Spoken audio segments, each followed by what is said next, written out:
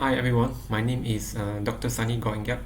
I'm a senior lecturer in soil physics from Universiti Malaysia, Terengganu. So now I work under the Faculty of Ocean Engineering, Technology and Informatics. Okay, so the research title that I'm going to share with you today is the what I call preliminary study on Perlis state soil series and its implication on water storage and irrigation. Alright, according to the NCIA report, or the full name is called Northern Corridor Implementation Authority report, it states the ability of Perlis state in Malaysia to sustain its water supply. They need to depend on the ability to expand the current water supply capability. Basically means improve the current water treatment production ability. And second, to repair the leakage of the current supply system in order to enhance the water delivery system. So it means the current system has a lot of leakage. So if they can repair or to remove the leakage, they can actually supply more water to the domestic consumer. But that is a more important matter of concern, which is the agricultural activity.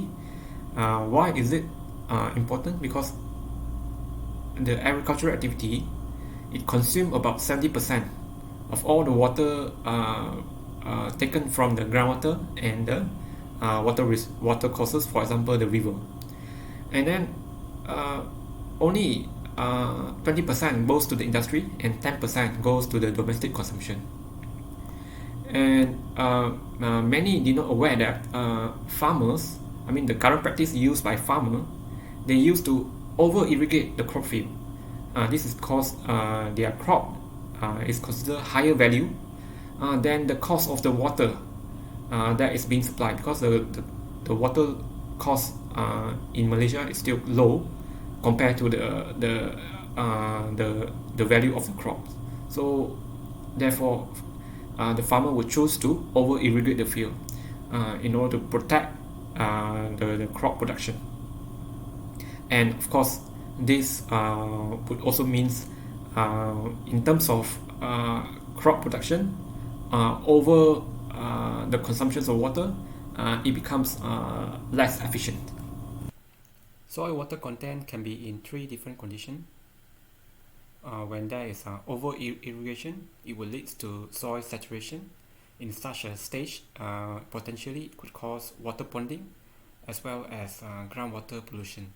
And this groundwater pollution could be due to herbicide or pesticide dissolved in the water and then carry deeper into the soil and then get into the groundwater. And there could be also fertilizer that dissolve in the water and carry all the way to the groundwater. For that reason, we'll get groundwater pollution. When there is insufficient water supply, it could cause soil dryness. So in such a condition, it is potential to cause crop production decrease and even to a stage where it causes crop failure. So the ideal irrigation objective is in between this condition that correspond to soil water content at field capacity and permanent wilting point. So here I would like to use the basic principles of soil physics to explain to you the field capacity and the permanent wilting point. So initially you have a soil that is exposed to rain, so the soil will be fully saturated with water. So once it's fully saturated, you call it saturated soil, and this water doesn't stay long in the soil. It can be drained by gravity. So once it's drained by gravity, the water that left over in the soil is called field capacity. So this field capacity can be drained further by the effects of plant root absorption and even by evaporation. So eventually it will reach a point that we call permanent wilting point. Permanent wilting point is a stage where the water that stays in the soil will grip very strong to the soil and it cannot be extracted by the plant root anymore. Alright, so with this two stage, if we take the field capacity minus with the permanent wilting point stage, we get the plant available water. Okay, so normally in soil physics, field capacity is determined at the negative 3.3 meter pressure head, and the permanent wilting point is determined at permanent wilting point is determined at hydraulic head of negative 150 meter. Okay, so with that information, now it's time to talk about the aim and objective.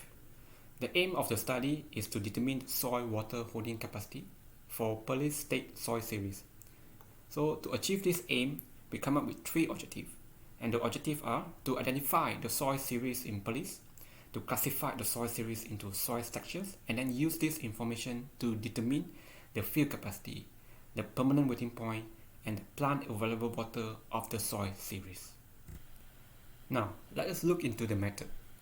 The method 1 is to identify the soil series from the Department of Agriculture. So we try to get this information from the Department of Agriculture. So the information was obtained from a published document. Alright, and then from that information, we will use to estimate the soil structures using a soil structure calculator.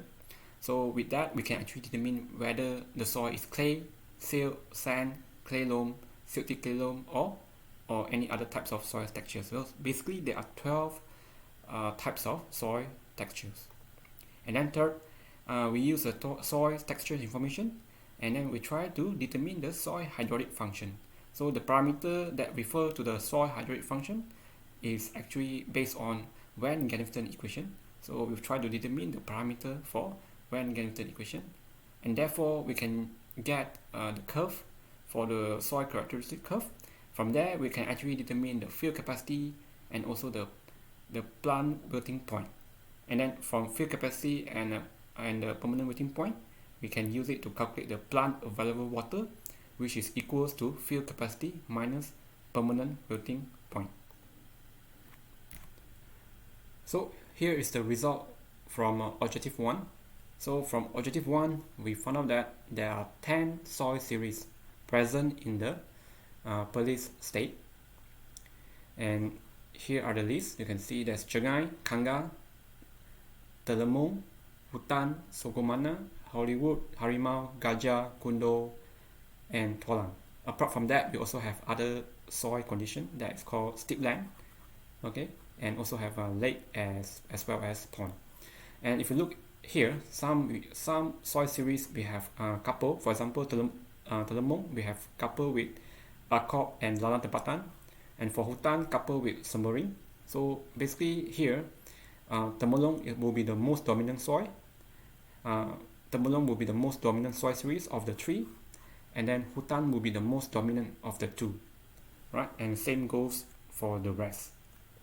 And these are the information that we retrieve from the Department of Agriculture, Malaysia, for the Perlis state. And then from this soil series, we will try to determine the compositions of sand, silt, and clay. And then we will try to determine the soil texture. So here is the result for objective 2.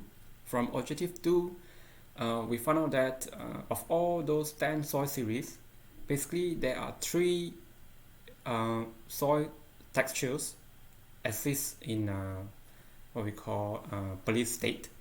So they are clay, sandy loam, and sandy clay loam. So clay given by Cengai, Kangga, Hutan, Sogomana, Gajah Mati, Kundo, and Tualang. For sandy loam is given by Terengganu, Hollywood, and then sandy clay loam is given by Harimau soil series.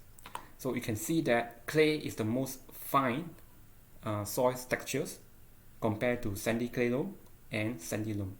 So of course, sandy loam is more coarser than sandy clay loam soil texture. So with that soil texture information, we can actually try to determine the water characteristic curve. So from the water characteristic curve, and we can use that to determine the field capacity and the permanent wetting point.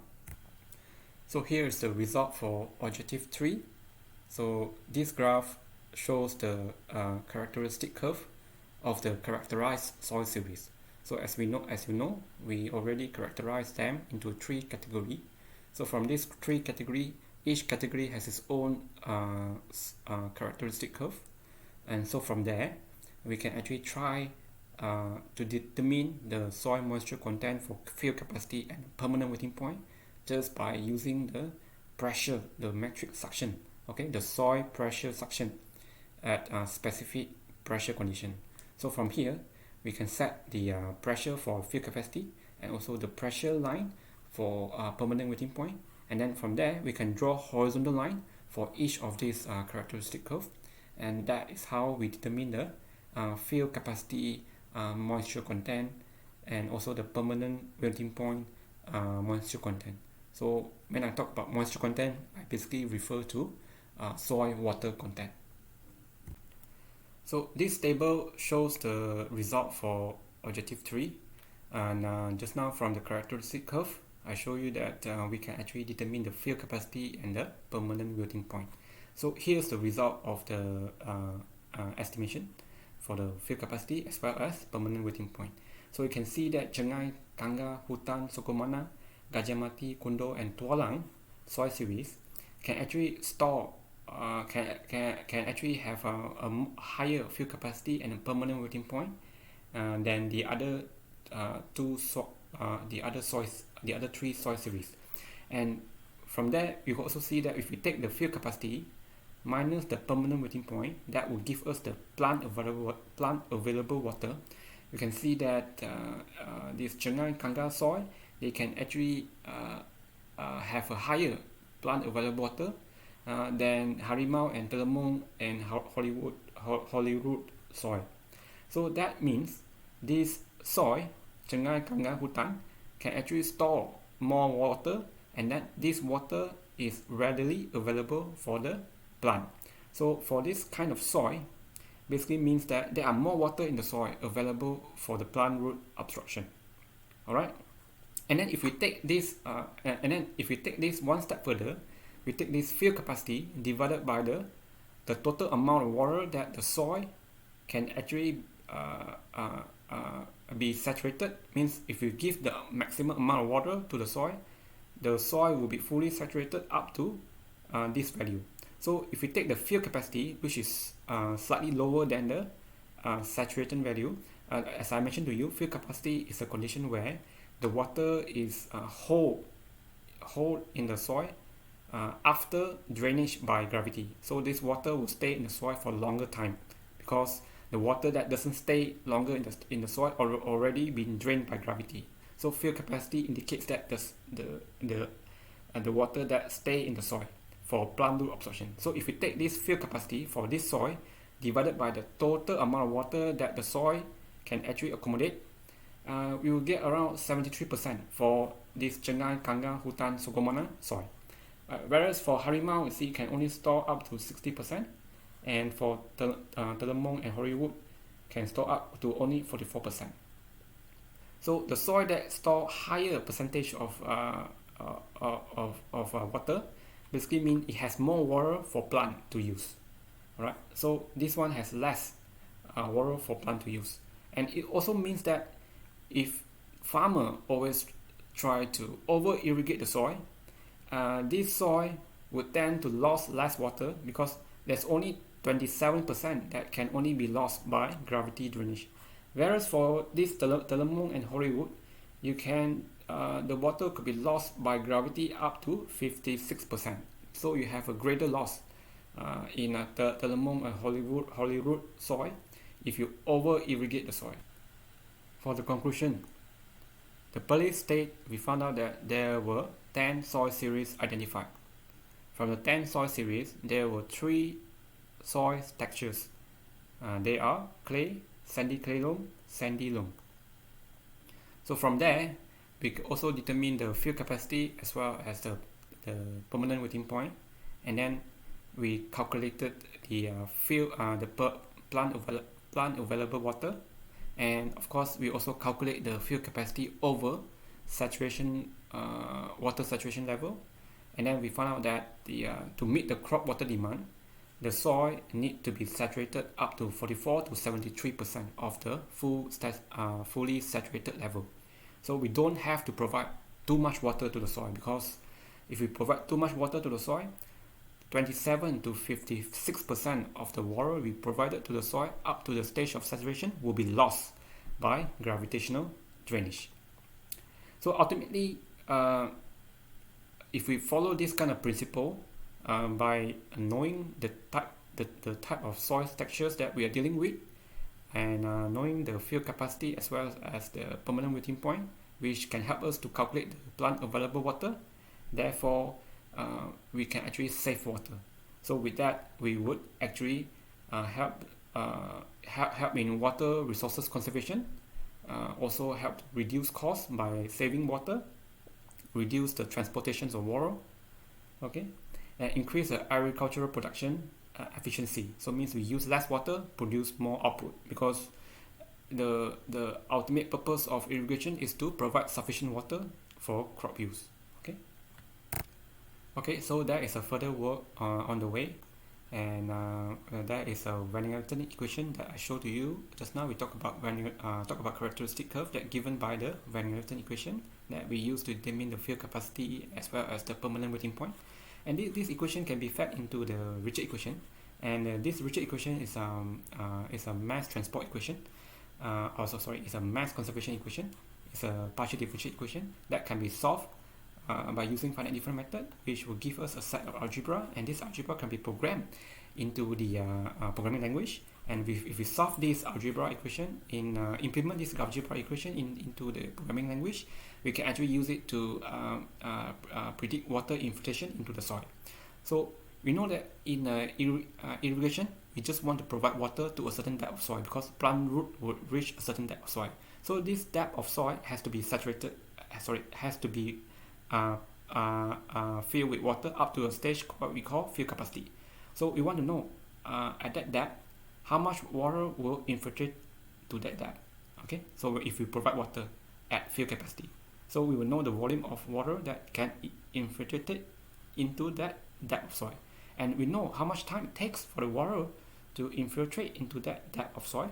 So with volume and time that we get from this simulating Richard equation, we can also predict the rate of infiltration, because volume divided by time, we get the rate of water infiltration, and that will be useful for crop plantation management. Because why?